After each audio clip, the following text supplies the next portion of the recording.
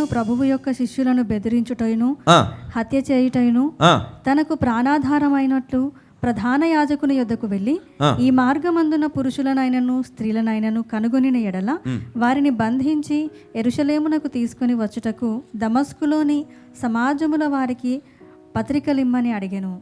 అతడు ప్రయాణము చేయుచు దమస్కు దగ్గరకు వచ్చినప్పుడు అకస్మాత్తుగా ఆకాశము నుండి. ఇక్కడ ముందు ఒక మాట మనం ఇక్కడ చూసుకుందాం. ఇక్కడ మన సౌలు గురించి మనం చదువుతున్నప్పుడు సౌలు ఇంకను ప్రభు యొక్క శిష్యులను బెదిరించు అంటే ఎప్పుడైతే ఇంకా కూడా క్రీస్తుకు సంబంధించిన మరి శిష్యులను స్త్రీలనేమి పురుషులనేమి వారిని శిక్షిస్తూ వారిని బాధ పెడుతూ ఇబ్బంది పెడుతూ వారిని ఆటంకపరుస్తూ ఉన్నాడు ఈయన. చూడండి, ఎప్పుడైతే ఒక విశ్వాసిని లేదా ఒక క్రైస్తవ బిడ్డను దేవుని ఆత్మచేత నింపబడిన వారిని నీవు నాశనం చేయాలనుకుంటాం, ఎట్లా? మాటల ద్వారానో, లేకపోతే చెప్పుడు మాటల ద్వారానో, లేకపోతే మంత్రాల ద్వారానో, లేకపోతే శత్రువులను పెట్టి, లేకపోతే ఎవరికైనా డబ్బులు ఇచ్చో ఏదో చేసి నాశనం చేయాలని నువ్వు అనుకుంటావు. కానీ దేవుడు ఏం చేస్తాడు? చూడండి, ఈ సౌలు అలాంటి ఆలోచన, అలాంటి హృదయం కలిగిన వాడు. అందుకనే యేసు క్రీస్తుకు సంబంధించినటువంటి వారిని, అంటే క్రీస్తుని గురించి బోధించే వారిని, క్రీస్తును అంగీకరించిన వారిని చిత్రహింసలు పెట్టేవాడు. ఏం చేశాడంట? 2వ వచనం, ఈ మార్గమందున్న పురుషులనైనను స్త్రీలనైనను కనుగొనిన ఎడల వారిని బంధించి యెరూషలేమునకు తీసుకొని. ఏం చేయాలంటే? వారిని బంధించి యెరూషలేమునకు తీసుకొని వచ్చుటకు దమస్కులోని సమాజముల వారికి పత్రికలిమ్మని అడిగాను. అప్పుడు ప్రయాణము చేయుచు దమస్కు దగ్గరకు వచ్చినప్పుడు అకస్మాత్తుగా ఆకాశము నుండి ఒక వెలుగు అతని చుట్టూ ప్రకాశించెను. అకస్మాత్తుగా ఆకాశము నుండి ఒక వెలుగు. అప్పుడు అతడు నేల మీద పడి, సౌలా సౌలా, నీవేళ నన్ను హింసించుచున్నావని తనతో ఒక స్వరము పలుకుట వినెను. ప్రభువా, నీవెవడవని అడుగగా ఆయన, నేను నీవు హింసించుచున్న యేసును, లేచి పట్టణములోనికి వెళ్ళుము. ఈయన ఎప్పుడు యేసుని హింసించాడు? ఎప్పుడు యేసు క్రీస్తు యొక్క దేవుని హింసించాడు ఈయన? చూడండి, ఇక్కడ మనం ఆలోచన చేద్దాం. ఈయన ఎవరంట? ఎవరని చెప్తున్నాడు ఈయన? నీవు హింసించుచున్నా యేసును అన్నాడు ఇక్కడ. అంటే ఈయనని ఎప్పుడు హింసించాడు? ఈయన హింసిస్తుంది ఎవరిని? ఆయన ప్రజలను. అవునా కదా? ఆయన బాధ పెట్టేది ఎవరిని? శిష్యులను, శిష్యురాళ్ళను, అంటే ఫాలోవర్స్ అందరినీ ఈయన బాధ పెడతా ఉన్నాడు. అది దేవునిని హింసిస్తున్నట్లుగా ఇక్కడ ఆయన చెప్తా ఉన్నాడు. ఏమన్నాడు?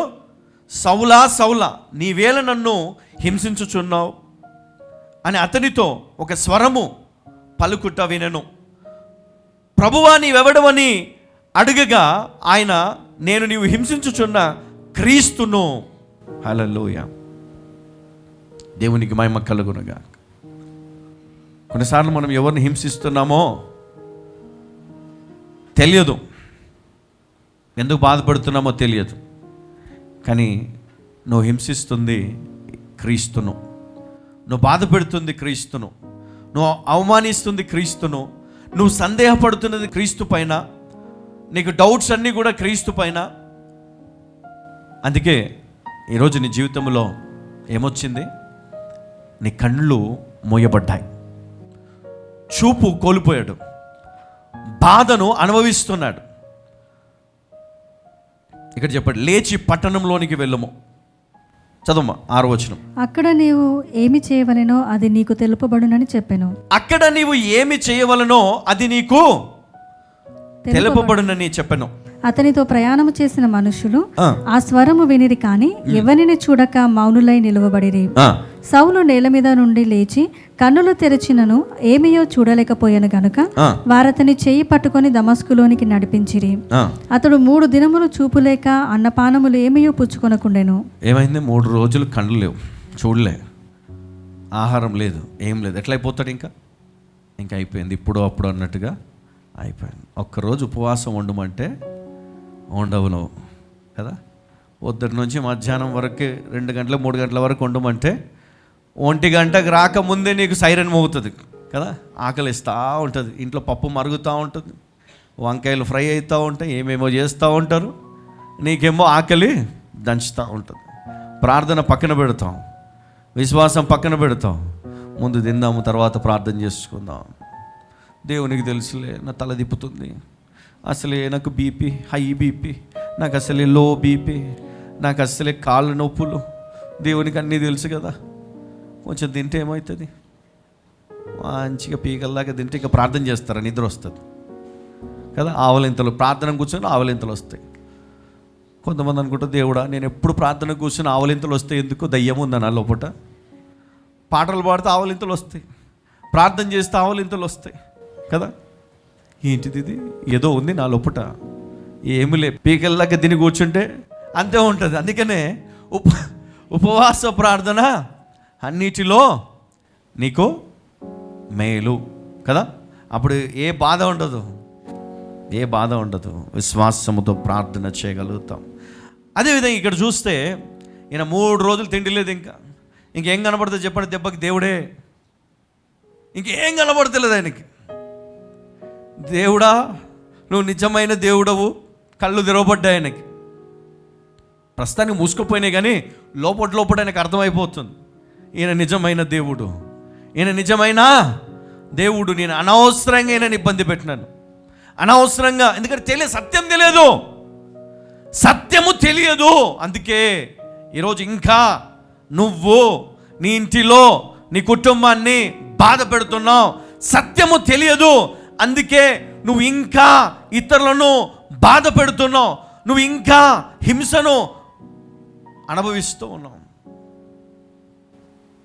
మారు మనసు లేక ఎవరెక్కడ పోతే నాకేంది, ఎవరేమైపోతే నాకేంటి, నేను బాగుంటే చాలు, నేను తింటే చాలు కదా. కొంతమంది ఉంటారు, వాళ్ళ కడుపు నిండితే చాలు, భార్య తిన్నదా, పిల్లలు తిన్నారా అవసరం లేదు, వాళ్ళ కడుపు నిండితే చాలు, ఎవరు ఎట్టపోతే నాకేంటి. కానీ దేవుడు అట్లాంటి దేవుడు కాదంట. హల్లెలూయ. నీ దేవుడు అట్లాంటి దేవుడు కాదు. నీ కడుపు నింపుతాడు, నీ పిల్లల కడుపు నింపుతాడు, నీ తరతరాలను దేవుడు పోషిస్తాడు. హల్లెలూయ. అందుకోసము నువ్వు ఏం చేయాలని, నువ్వు జీవితంలో నువ్వు మారు మనస్సు కలిగి దేవుని కోసం నువ్వు ఎదురు చూడాలా. చూడండి, సౌలు ఈయన హృదయం మారిపోయింది. దేవుడు ఎక్కడికి పంపించాడండి, ఎక్కడికి వెళ్ళాడు? 15 నుంచి. అందుకు ప్రభువు, నీవు వెళ్ళుము, అన్యజనుల ఎదుటను రాజుల ఎదుటను ఇశ్రాయేలుల ఎదుటను నా నామము భరించుటకు ఇతడు నేను ఏర్పరచుకున్న సాధనమై ఉన్నాడు. ఎవరంట? నేను ఏర్పరచుకున్న సాధనమై ఉన్నాడు. అందుకే ఎప్పుడైనా దేవుడిని ఏర్పరచుకున్నానుకో, దేని గురించి అయినా నువ్వు విసుక్కోవద్దు, బాధపడొద్దు. ఏం పోతాంలే అక్కడికి, ఎందుకు వేస్ట్, ఏముందాడా, ప్రార్థన పోయి ఏమవుతుంది? పేతురు, యోహానులు ప్రార్థన చేసి వాళ్ళ తల మీద చేతులు ఉంచడం ఏం జరిగింది? దేవుని ఆత్మచేత నింపబడ్డారు. దేవుని ఆత్మచేత నింపబడితే ఏం జరుగుతుంది? శక్తిని పొందుకుంటావు, ప్రవచిస్తావు, నీ జీవితంలో ఈ ఆత్మ ఫలాలు నువ్వు కలిగి ఉంటావు, నీ జీవితాన్ని నువ్వు మార్చుకుంటావు. దేవుని స్తుతించే శక్తిని దేవుడు ఇస్తాడు, దేవుని బోధించే ధైర్యమును దేవుడు ఇస్తాడు, దేవుని ఆరాధించుటకు దేవుడు జ్ఞానమును ఇస్తాడు. చూడండి, దేవుడు ఎప్పుడైతే నీవు దేవుని కొరకు నువ్వు పని చేయాలా అని నువ్వు నిర్ణయించుకుంటావో, దేవుడిని నడిపించాలంటే దేవుని అడగాలి ఒకటే, దేవ నీ ఆత్మ చేతనను నింపు. కొంతమంది దేవుని ఆత్మ ఉన్నప్పుడు గర్వం వచ్చేస్తుంది కొంతమందికి, అది రాకుండా నేను నువ్వు తగ్గించుకో. హల్లెలూయా, హల్లెలూయా, హల్లెలూయా. ఇక్కడ ఏం జరిగింది? ఇప్పుడు అతన్ని ఒక సాధనముగా దేవుడు ప్రత్యేకపరుచుకున్నాడు. ఎలాగా? నేను ఏర్పరచుకొనిన సాధనమై ఉన్నాడు. హల్లెలూయ. ఒక ఇన్స్ట్రుమెంట్ కదా. నేను ఏర్పరచుకున్నా, నువ్వేం చేయాలా? నువ్వు ఆయన కొరకే పని చేయాలా, ఆయన కొరకే నిలబడాలా, ఆయన కొరకే. దేవుడు నిన్ను దేనికోసం ఏర్పరచుకున్నాడు మొదట నువ్వు తెలుసుకోవాలా. హల్లెలూయా.